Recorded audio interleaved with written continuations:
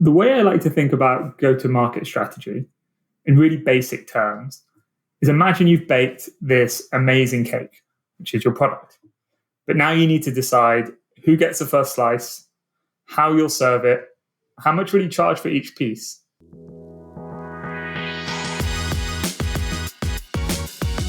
Welcome back to our bite-sized 40-minute mentor startup spotlight series. In today's episode, we're taking a deep dive into a crucial part of any successful startup, a robust go-to-market strategy.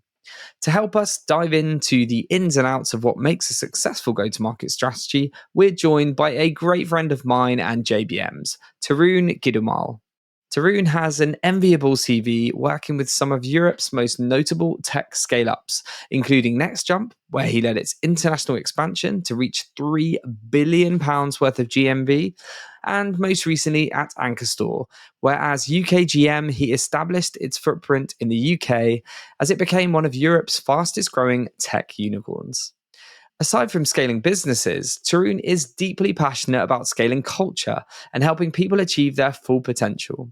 He's subsequently trained a wide array of leaders on this topic, spanning Fortune 100 companies and startups to government intelligence agencies like MI5 and MI6. So, without further ado, it's time to hand over to Tarun. So I grew up in West London.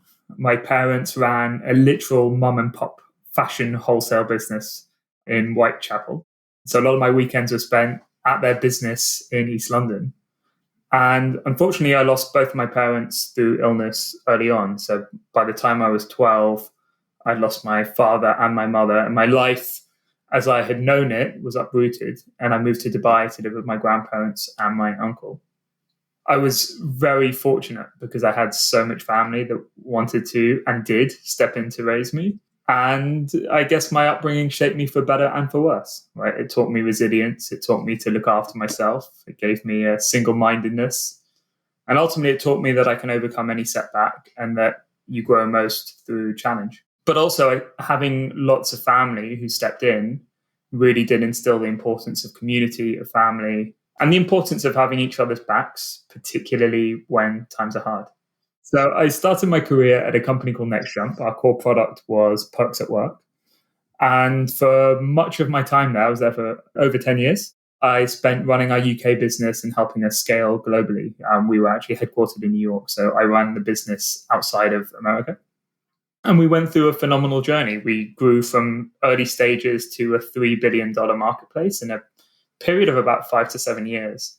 And I think one of the most notable things about that journey was that we did it without raising money and without growing our headcount significantly. So that really taught me a lot about how to scale business, but in a sustainable, responsible way. I then decided to join Ankorstore, which is a team founded in France. They got immense traction early on. I think they went from 0 to 2 billion in 2 years. And my role there was to establish their UK presence from a go-to-market perspective. The way I like to think about go-to-market strategy in really basic terms is imagine you've baked this amazing cake, which is your product. But now you need to decide who gets the first slice, how you'll serve it, how much will you charge for each piece. That's go-to-market strategy in a nutshell. It involves pretty much everybody in the organization, sales, marketing, product. And ultimately, it's what makes your product or your idea a viable business. So when creating a go-to-market strategy, I think there are 4 key questions to answer. So number 1, who is your customer? And related to that, more importantly, perhaps who isn't your customer? And that really means having a real clear focus on who you're building for, what are they currently using, what does the competitive landscape look like? And who's not your customer means being willing and able to not focus effort and resource on them. It's almost like doing a public speech or speaking to an audience, and you often ask, know your audience. And it's really putting yourself in their shoes, tailoring what you're saying in a way that resonates most strongly. So really having a crystal clear view of who your customer is step 1. Number 2 is what are their needs? So what are the real pain points that your customer is facing? Can you make them feel, these guys, they really get it. They get my problem. And almost describe it in a nuance that they can't quite describe themselves. You know, when someone says to you, you're putting words to these feelings I've had that I can't quite describe myself. And that's when you can really get it. It gets more complicated when you're selling to a company because you've got a series of people making a decision and understanding each of their agendas, what matters to them, what metrics are they judged on internally, and mapping that out. That's all around the second step of truly understanding your customers' needs. But then the third step is, where do these customers hang out? Like, where do I reach them? So when I was at Ankorstore, we were servicing independent retailers, particularly bricks and mortar retailers like concept stores that sell a bit of fashion and a bit of furniture and a bit of artwork. And these are shop owners that would spend hours searching for inspiration on Instagram. They would go around the country to trade shows. They would trust certain influencers or other high-profile retailers they would look at. And so once you understand this and how they operate and where they hang out, it really starts to inform your sales and marketing strategy. And then the fourth part is, how much are they willing to pay for this? And I think that part's self-explanatory, but it really is a iterative process, I think, to understand what someone's willing to pay. How do you package it? Going back to that cake example, do I give a free coffee with this slice of cake? Right? And really experimenting on pricing to get that ironed out. The mantra that I have always lived by in terms of go-to-market strategy has been from Airbnb, who said that it's much more impactful to get 100 people to love you than to get 1,000 people to like you.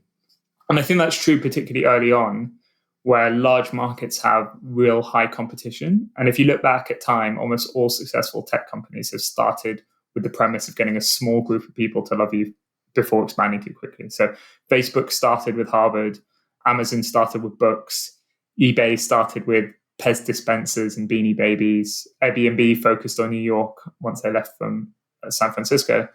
And so really thinking about expanding on a small group of users that are really loyal and really passionate and get them to love you. And then it's much easier to expand on from there.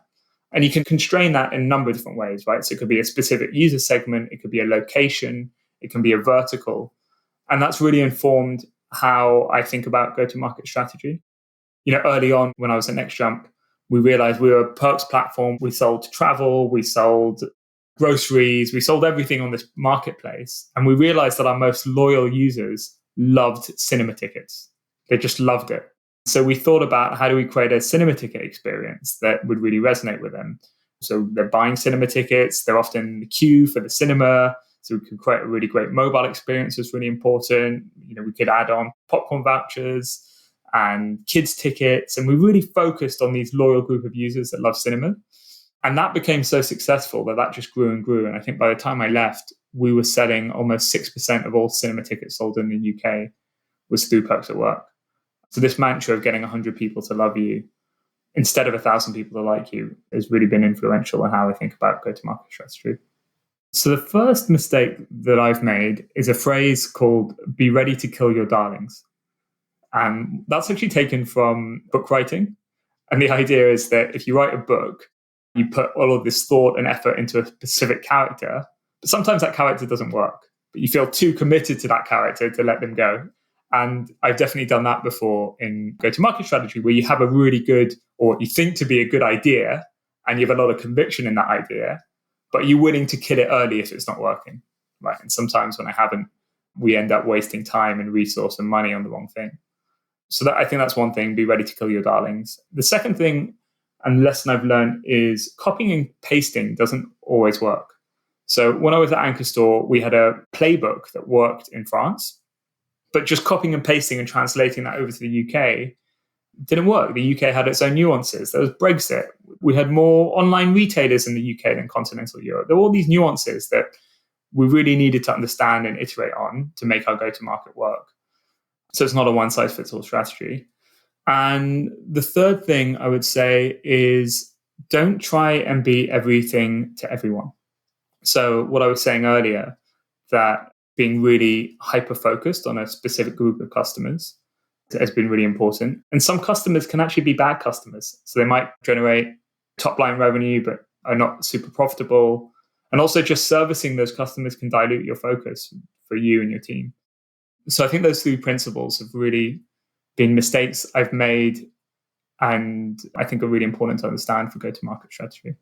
The way I think about go-to-market strategy, and any form of strategy actually, is almost like a science experiment, where what you're saying is that you're saying, I think these are my customers. I think this is who my product will resonate with. I think that this is what they're willing to pay. But it's a hypothesis, right? And the way that I think approaching it through a series of small experiments to validate or invalidate those hypotheses as quickly as you can is a way to think about it. And so thinking of it through the lens of a science experiment means you can learn much more quickly and not go down a route that where you're 6 months down the line and you realize, oh, actually that didn't quite work. So the quicker you can validate and invalidate, the better. So getting buy-in from go-to-market strategy is no different, in my view, to getting buy-in from any form of strategy. And there are a few things to that. So one, is it a collaborative process or does it feel like a top-down agenda? I think getting a team bought into something means as a leader, you don't need to share the solution, but you can start from a point of sharing the problems. So that everybody feels like they've played a role in creating the strategy and feel more bought in. Because it also takes humility to recognize that you might not have all the solutions. Everybody has a piece of the problem. If you share the problem, everyone might have a different approach. There might be some gold in there, and there will be some gold in there you can use to inform your strategy. So treating strategy as a collaborative process is number one. Number two is opening yourself up to feedback. So at every company I've been at, one of the things we do is once we share strategy with the team, let's say it's an hour meeting and it's just sharing some strategy.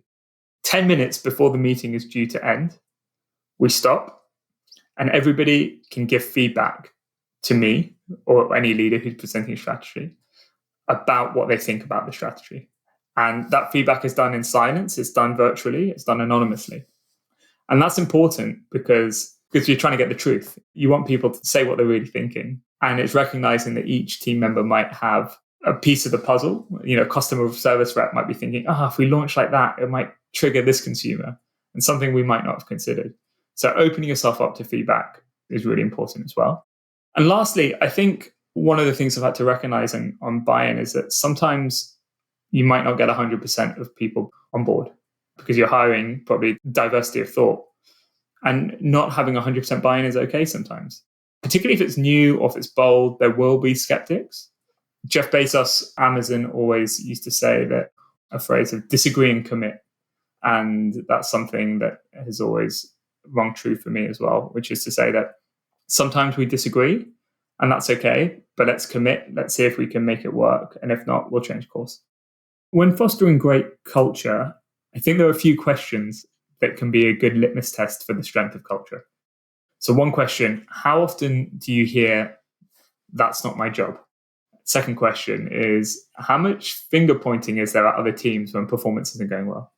Third question, how often is the same mistake made twice? Fourth question, how are goals achieved? Fifth question, how are decisions made? I think with those 5 questions, you can get a real sense of the strength of an organization's culture. And for me, it boils down to 2 main things. One is ownership mentality. So what I mean by that is, let's imagine you are owning a house versus renting a house. If you're renting a house and something goes wrong, you think, oh, well, that's kind of the landlord's problem. I'm going to move out of here anyway soon, so it's not really my responsibility to fix that. Kind of less fussed. If you're owning a house, you treat it as your problem. You're acting with urgency to get it fixed, right? And the more of that you can instill into an organization, I think the better. And the second thing is transparency. And what transparency means to me is how are decisions made, both top down, being transparent with the team on what decisions are being made and why. Do they have full context of the company strategy and what other teams are doing? But also bottoms up, is there a sense of transparency where people feel safe enough to voice their opinion, to say when they disagree? And I think transparency is the second hallmark to great culture. So yeah, looking at things from a cultural perspective, I think ownership mentality and transparency, if those are functioning, then your ability to execute strategy is much higher in my view.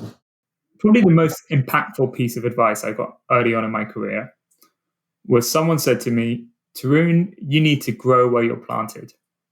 And what that meant was I was doing a customer services job at the time, just straight out of university. and I wanted to move on into other roles.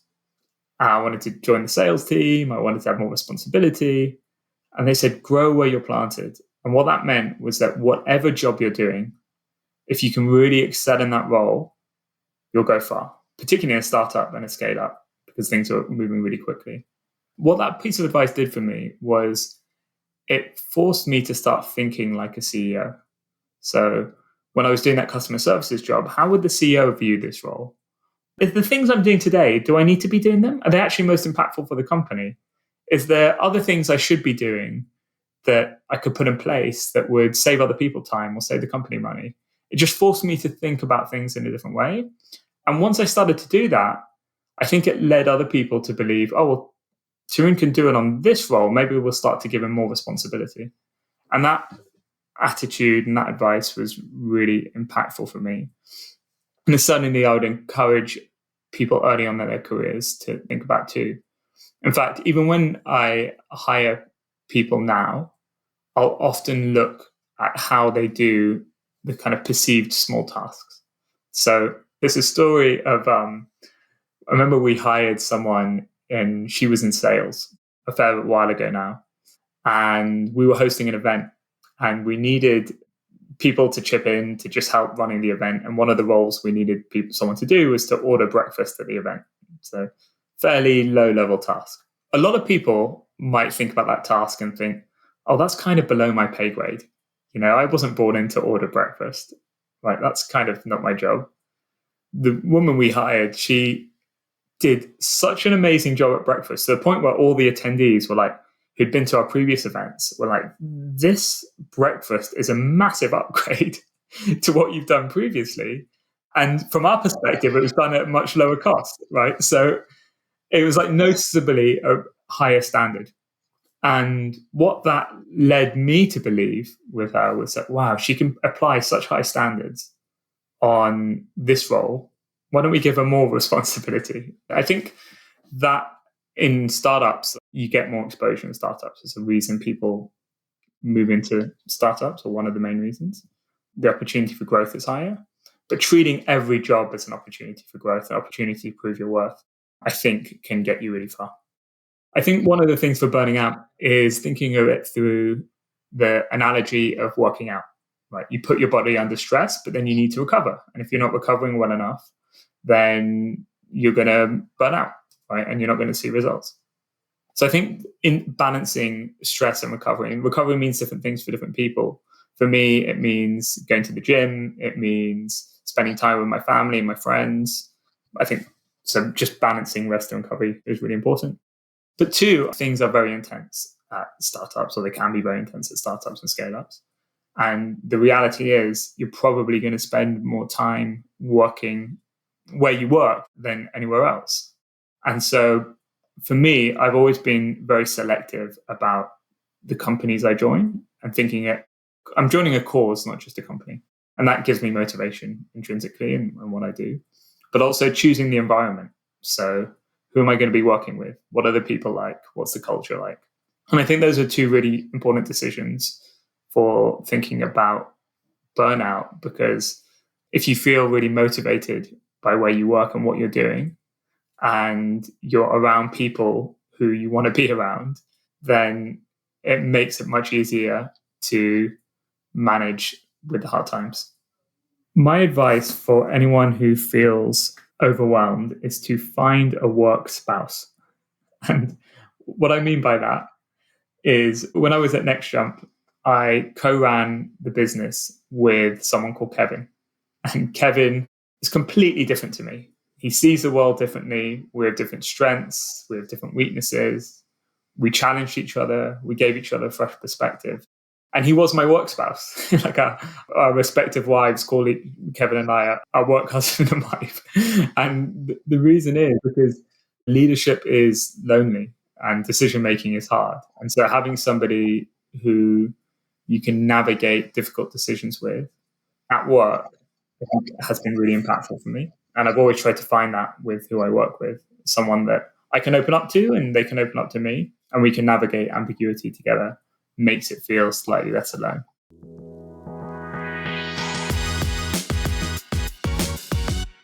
That's all from us today, but please make sure you follow the links in the show notes to learn more about today's 40-minute mentor.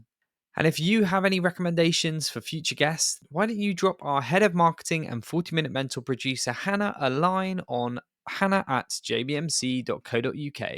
She would love to hear from you. Thank you again for your ongoing support, and I'll see you again next week for more pocket-sized mentorship.